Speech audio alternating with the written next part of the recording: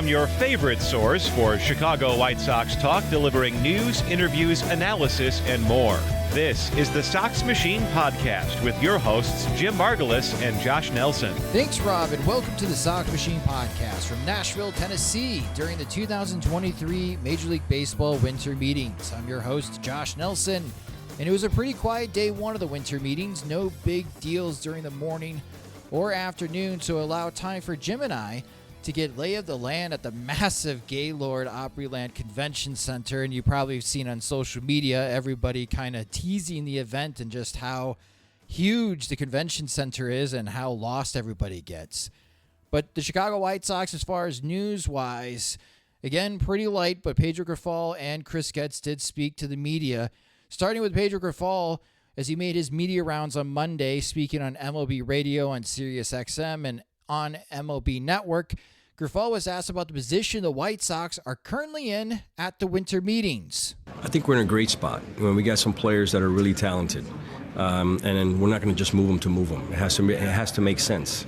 These guys have proven it at the major league level, and if it makes sense for us, and Chris and his staff will pull the trigger. If it doesn't, then we'll wait for the right time.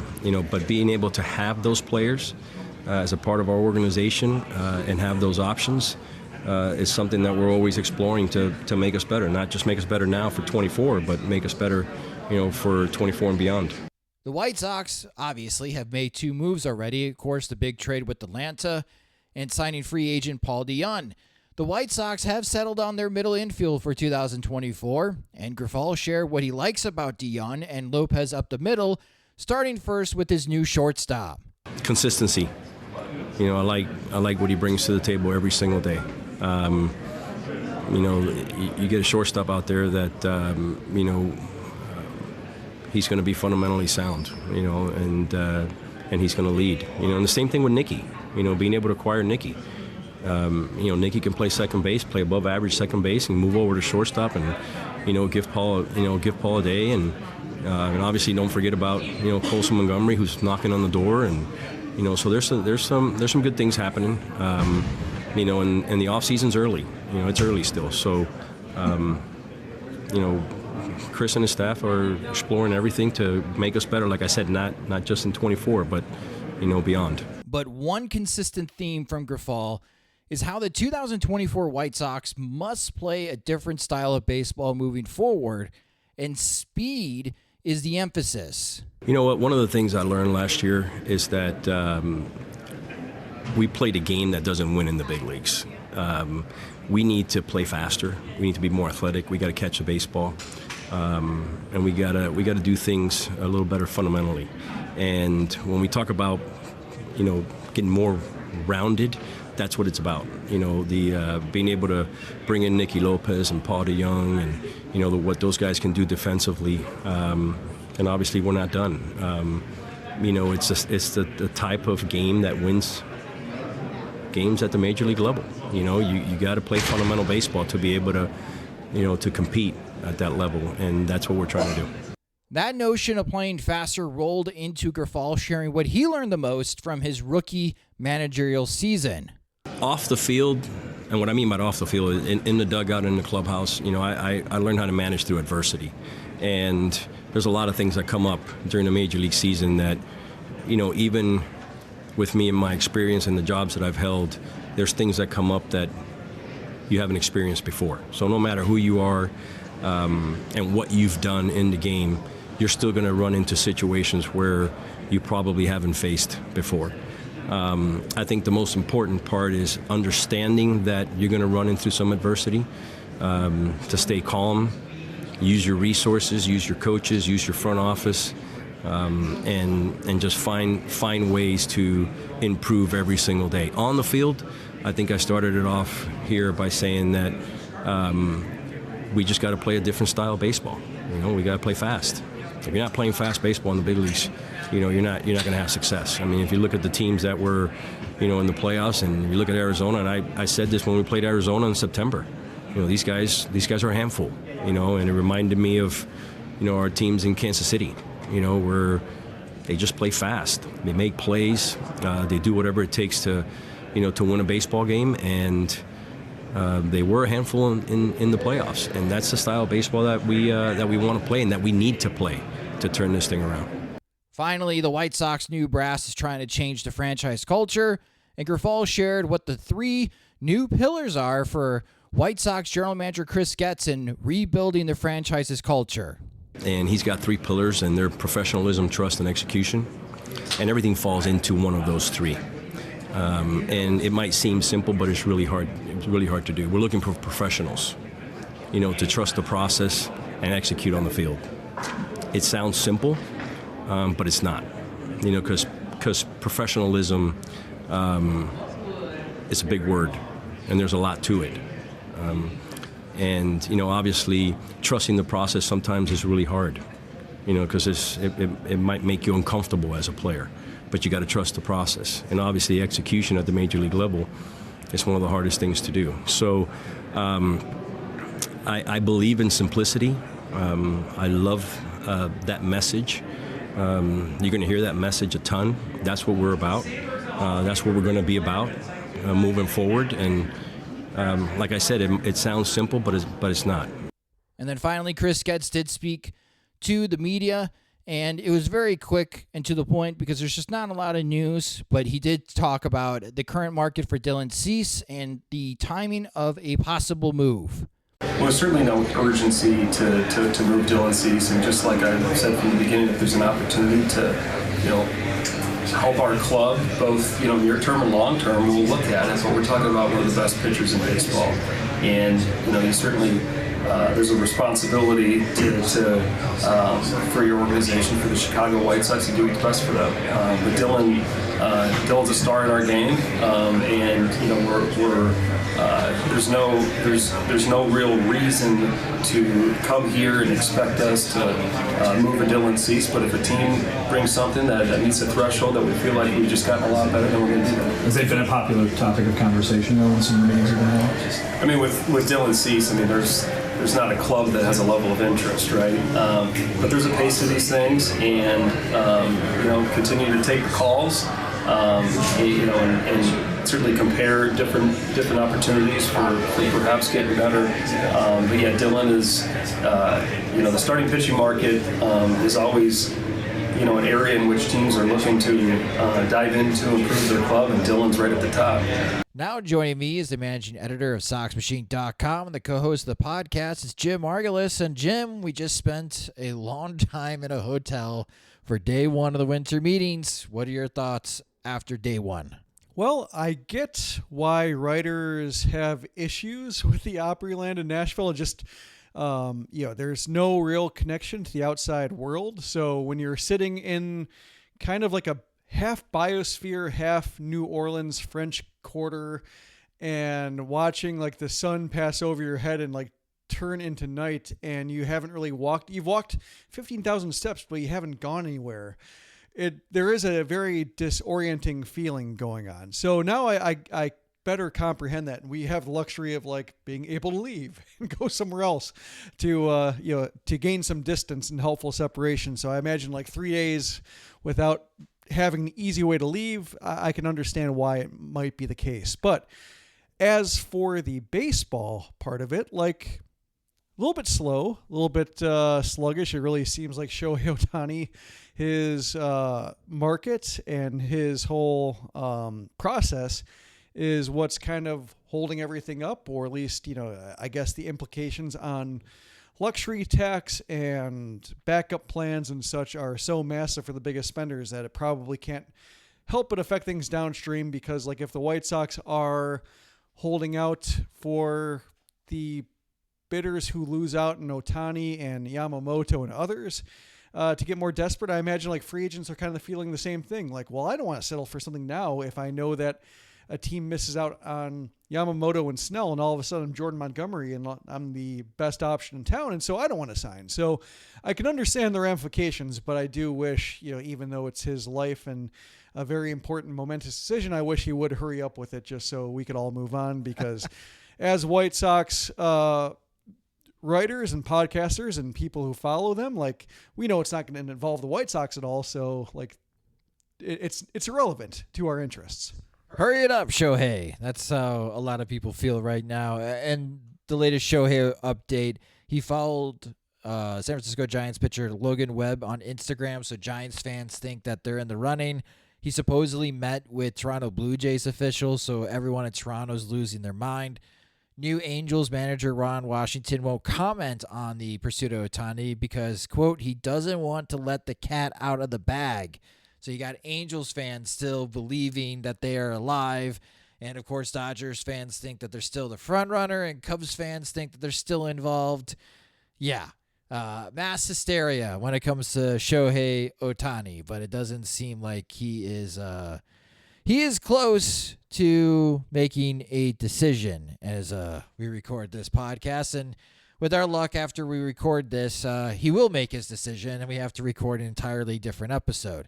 But when it comes to the Chicago White Sox, you guys just heard about the quotes from Pedro Grifol and Chris Getz. And let's start with the quotes from Pedro Grifol, Jim. And Grifol said that the way the White Sox play baseball is not a winning style of baseball. And he also touched on this philosophy again of what kind of baseball that they do want to play in the South Side in 2024. They want to be much faster.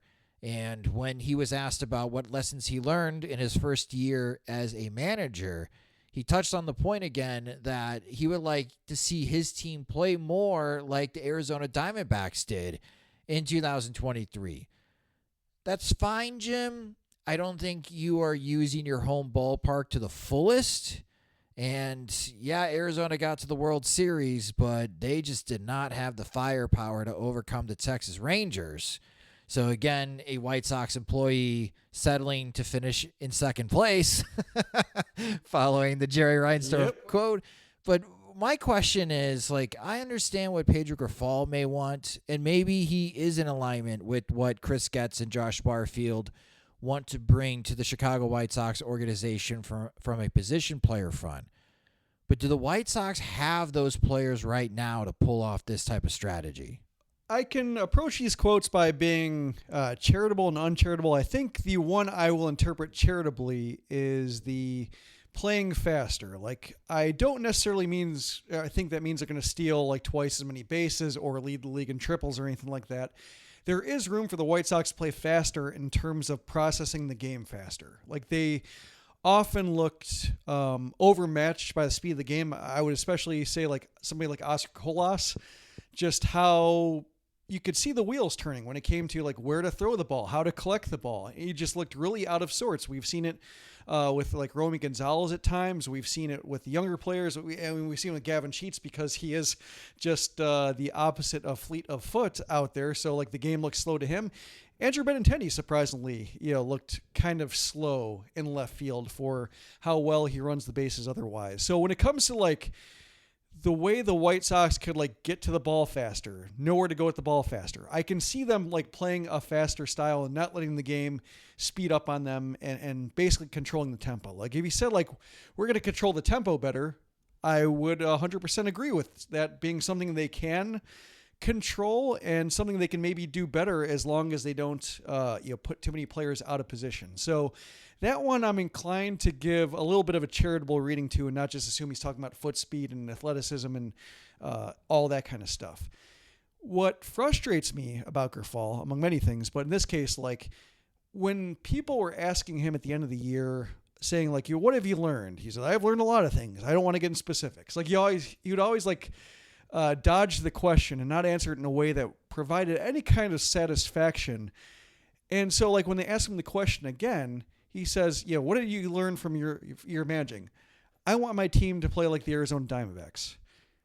That's not anything he learned, in terms of like what he did or what he can do. He's basically saying like, I want a different team. Like that's not a lesson. Yeah. I mean, he might want it. That is something that he learned my first year managing the White Sox. I agree with Chris Getz. I don't like this team either.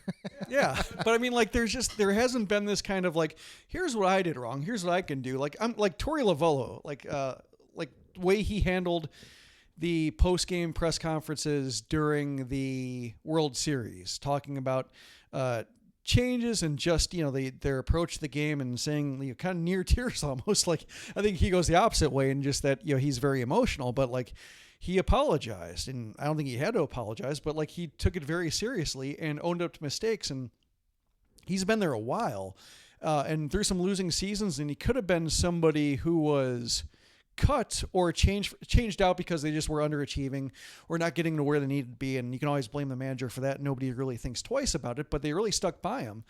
And I think part of that is he's good at leveling with players and not having this kind of ego to where, if the team does something wrong, it's a team. Like, he very much points the finger at himself, even if it's, just human error, or if it's like player error that's masquerading as a decision mistake, or what have you. So, I mean, like, you have that on one end of the spectrum. Then you have Grifol, like, just saying, I learned a lot. Don't want to get in specifics. I'm never going to give you specifics. I'm never going to give you evidence that I'm seeing what you're seeing. And I'm just going to make vague agreements with Chris Getz because, he is in charge of my job and he's the guy to kiss up to now. So that's the way I'm going to go about it. So it's very unsatisfying. And I don't think there's really anything to gain from that. As for like the Diamondbacks, in that part, and just, do they have the players like defensively, maybe like with DeYoung and Lopez in the middle, like that's better. Depending on who they get at catcher, like that could be better. So I can see them playing better defense all around. I think right field will kind of be the key in terms of how well, they improve that spot. But, my approach, like when it comes to how I'm viewing this team right now, is just like they're going to play quick games.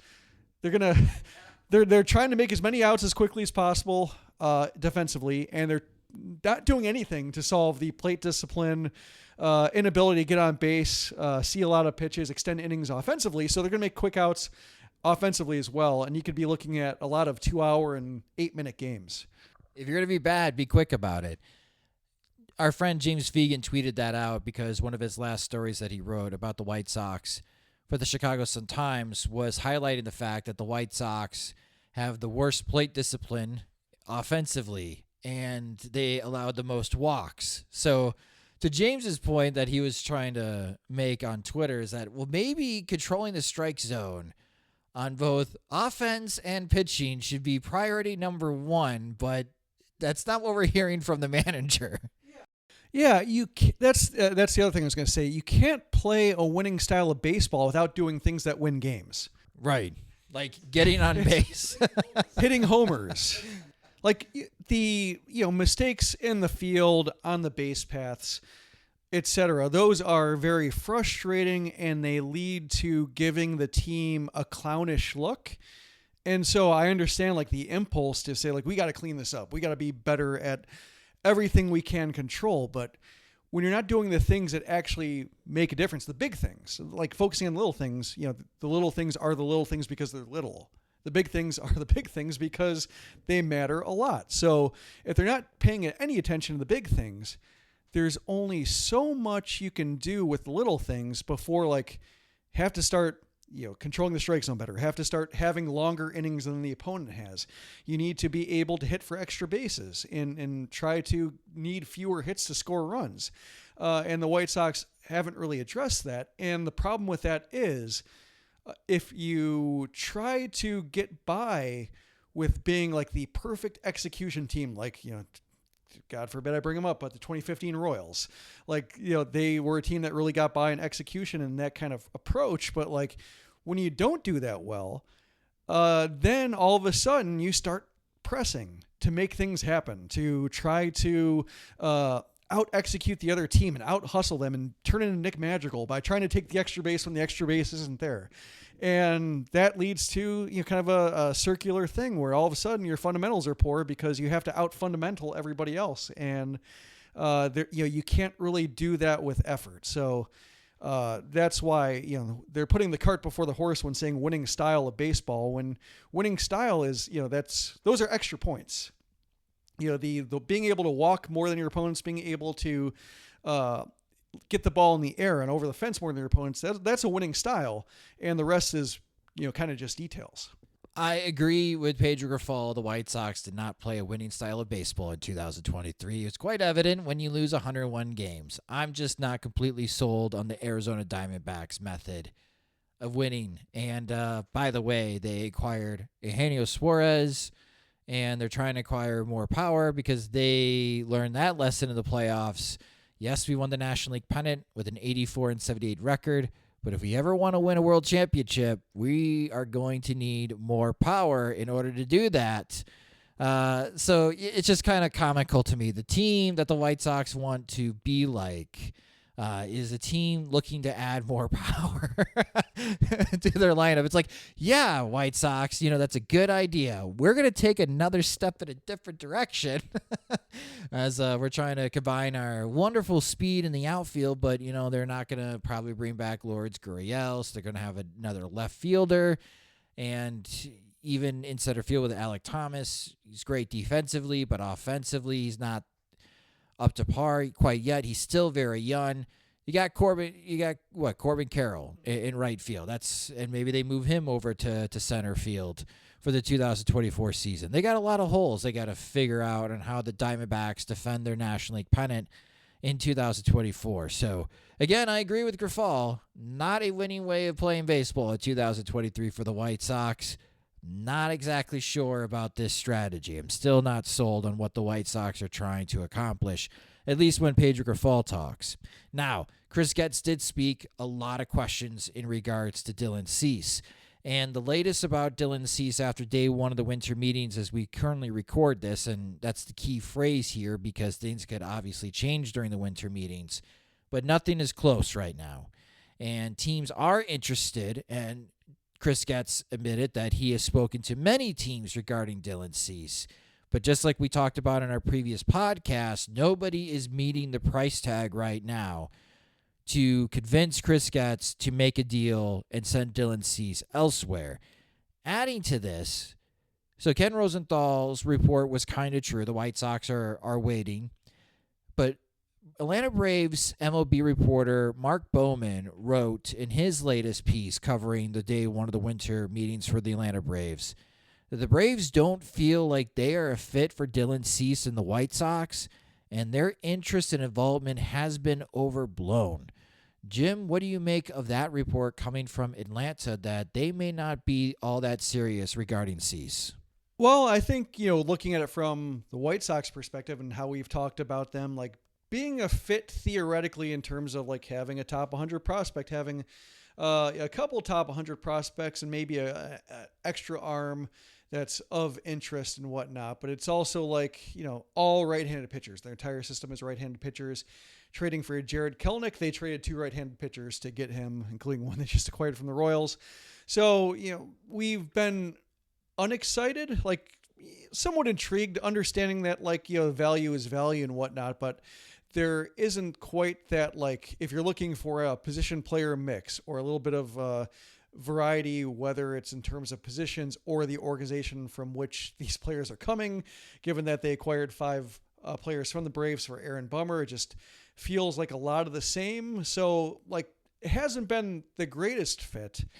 And, that would be like an unusual amount of self-awareness if the Braves are saying we're interested, but, they don't really like what we have, and we're not going to use that negging to try to dip into our major league roster or something like that to really over pursue them. So I can see it being we've checked in, we have some interest. Cease is a Georgia product, so he probably has an interest, and the agent doesn't mind maybe having that out there that Cease would like a return to the Braves or a return to Atlanta. And that'd be kind of neat for his player. So there's some interest in keeping it afloat. But if the Braves are saying we just can't push that hard because we just haven't gotten the feedback we want from the players we're comfortable offering, and just at a stalemate. We'll talk about day 2 of the winter meetings next after a quick word from our sponsors. We're driven by the search for better. But when it comes to hiring, the best way to search for a candidate isn't to search at all. Don't search, match with Indeed. If you need to hire, you need Indeed. Indeed is your matching and hiring platform with over 350 million global monthly visitors, according to Indeed data, and a matching engine that helps you find quality candidates fast. Ditch the busy work. Use Indeed for scheduling, screening, and messaging so you can connect with candidates faster. And Indeed doesn't just help you hire faster. 93% of employers agree Indeed delivers the highest quality matches compared to other job sites, according to a recent Indeed survey. One of the things I love about Indeed is it makes hiring all in one place so easy and streamlined, so I can spend more time on the rest of my business. Leveraging over 140 million qualifications and preferences every day, Indeed's matching engine is constantly learning from your preferences. So the more you use Indeed, the better it gets. Join more than 3.5 million businesses worldwide that use Indeed to hire great talent fast. And listeners of this show will get a $75 sponsored job credit to get your jobs more visibility at Indeed.com/Blue Wire. Just go to Indeed.com/Blue Wire right now and support our show by saying you heard about Indeed on this podcast. Indeed.com/Blue Wire. Terms and conditions apply. Need to hire? You need Indeed. Welcome back to the Sox Machine Podcast. And again, day one for the Chicago White Sox at the winter meetings was pretty quiet. Actually, for everyone in Major League Baseball, it was pretty quiet. As we record this, a little behind the scenes, it's currently 8:40 p.m. Central Time, which is the local time for the winter meetings. And the largest signing so far is Wade Miley to the Milwaukee Brewers on a one-year contract for like $8 million. There's some managerial news as far as contract extensions. The Detroit Tigers, the Philadelphia Phillies extended their managers with A.J. Hinch and Rob Thompson. Old friend Joey Cora now is going to be the third base coach for the Detroit Tigers. But that was pretty much it so far in day one as we record this. And administrative duties, basically. Administrative duties, pretty much. And watch at 11 o'clock, midnight, that totally changes. But looking ahead to day two, Jim, what are you most interested in as we revisit the Gaylord Opryland Convention Center? I'm trying to figure out if there's any place I need to take you for breakfast after doing biscuits in the morning. So there's that. I'm trying to figure out what else you need to do for a representative Nashville experience. Other than that, I think it's probably just, figuring out what Shohei Ohtani is doing, as frustrating as that is, or, just kind of as much as it leads to a stalemate. Like, I was kind of just interested in just watching, people come and go. That was kind of like people watching was the fun part. Conversations, following up on that Stephanie Epstein article from Sports Illustrated, looking at all the people who dress alike with the tech pants and Cole Haan dress sneakers and quarter zips. Like, I was like, yep, check, and enjoying that. So, like, that's kind of what I'm getting out of the Opryland experience right now. But yeah, I think as long as like Getz is just content on waiting for somebody to step up and offer something more, and nobody's really moving on any front player wise until Ohtani signs, then perhaps it will be more of the same. It'll be kind of feeling like a wash a little bit. But yeah, it's I think it's not in baseball's interest to have it go completely dormant. Like Jim Leland's kind of fun. You have the draft lottery. I guess that makes news if there's no news. Yep. So there's that. But I think before the draft lottery, which is I think at 4:30, there's not a whole lot going on, to prompt interest if like Ohtani's camp is completely quiet. Yeah, and just to kind of like set the scene, when Jim and I get there and we find where all the media is, it's a ton of cameras, Jim. I mean, you got SiriusXM, MLB, our friend Mike Farron hosting his radio show there, interviewing executives and coaches. Then right next to them is the Yes Network for the Yankees. It's shocking in how small the ESPN Baseball Tonight setup is. When you see SNY setup and they cover the Mets, like you would think that's the ESPN set. No, Jeff Passan pretty much gets like a 5x5 square to do his reporting from Nashville right now. And then it just kind of moves down the line until you get to the MLB Network set, the big desk that they have. It's a lot of cameras. It's a lot of media people. For all these people to come to Nashville and no major breaking news happens, I could see where executives and especially agents are like, this is a waste of time. Like Major League Baseball, you're going to have to do something else in the winter meetings to merit all this attention and have everybody group up together if you're not going to have news breaking. But it ebbs and flows. Again, last winter meetings I went to in 2019, you had major news every single day that kept everyone busy.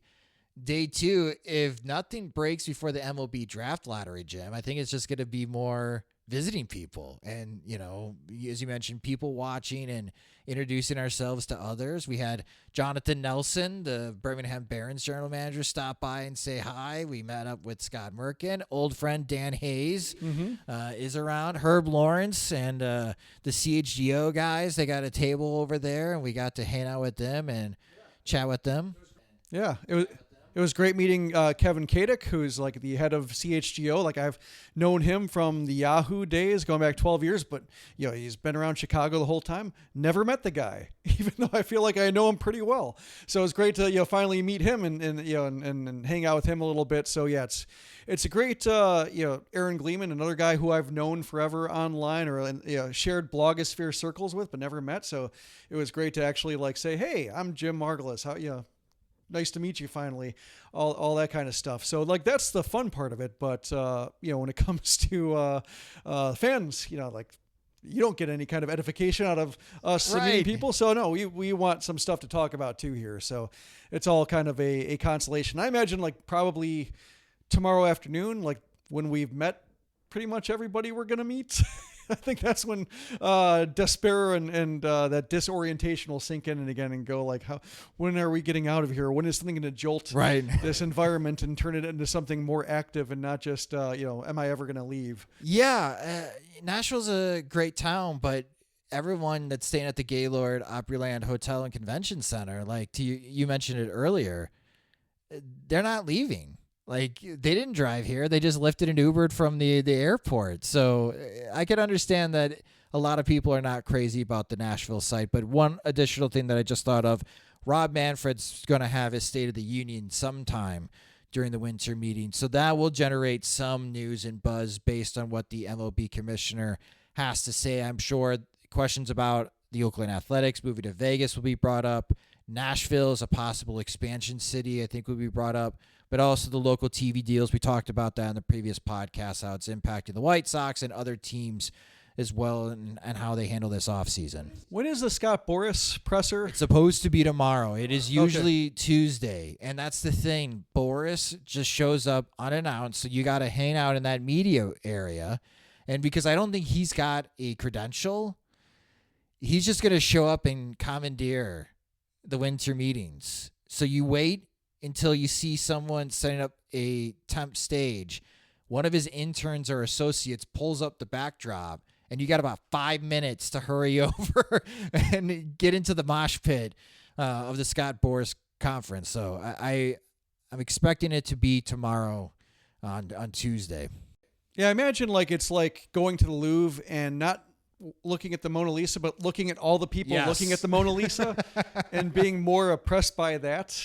That's kind of how I imagine it'll be. Yeah, I mean, from a White Sox perspective, you would have to ask about Dylan Cease, right? I know that they just have a newer relationship, but the question to Boras about Cease would be, Cease is obviously dangled out there in trade talks. What have you heard, and what have you advised Dylan Cease right now? Yeah.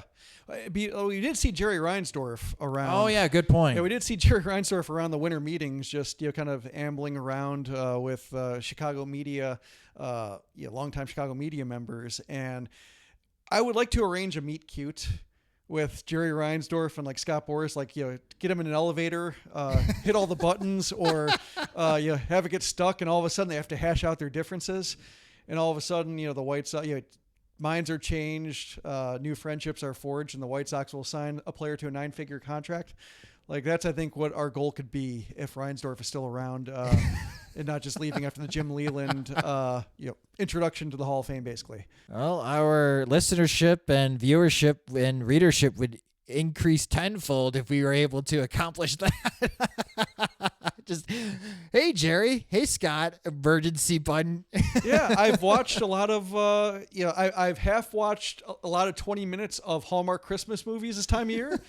So you can always force two people who don't like each other into physical proximity until they see each other in another light. I can't think of a better location than the Gaylord Opryland Hotel and Convention Center for this scheme and this meetup. Let's see if we can accomplish that at day 2. Let's see if anyone accomplishes anything in day 2 of the winter meetings. And I'm trying to delay as much as possible to end this podcast just in case there's breaking news. Let's but right check our now, phones real check quick. our phones one more time. Always enjoying process on the podcast of listening to people check their phones and looking things up. And nothing. Nothing. Well, that will do it for this episode of the Sox Machine podcast. Again, day 2 is going to be the MLB Draft Lottery. We will be talking about that tomorrow. There will also be pieces written on SoxMachine.com for our Patreon supporters. There will be an exclusive piece on the prospects that I will be paying most attention to, depending on where the White Sox are going to be drafting. They have the 4th best odds of getting the number 1 pick overall. So let's see where they end up. They could easily have a top 5 pick. Maybe they have the number 1 pick. That would be newsworthy from a White Sox front. And I've written a couple of paragraphs on some top prospects that I'm paying attention to in the preseason that I think could be fits for the White Sox. And that'll be Patreon exclusive content on Tuesday on SoxMachine.com, which you can become a Patreon supporter by signing up at patreon.com/SoxMachine to get that exclusive content and also ad-free versions of both the podcast and the website. Monthly plans start at $2, or you can save with an annual subscription at patreon.com/SoxMachine. If you just discovered the Sox Machine podcast, you can subscribe to the show wherever you listen to podcasts, such as Spotify and Apple Music. We also upload our podcast episodes into our YouTube channel, which you can watch and subscribe at youtube.com/SoxMachine. And of course, we've been getting a lot more followers, so thank you guys on social media. We're on every platform at Sox Machine, or you can follow me at SoxMachine_Josh. The Sox Machine podcast is a production of SoxMachine.com, your home for all things Chicago White Sox baseball and part of the Blue Wire Podcast Network. Alongside Jim Margulis in Nashville, Tennessee, I'm Josh Nelson. Thanks for listening and watching.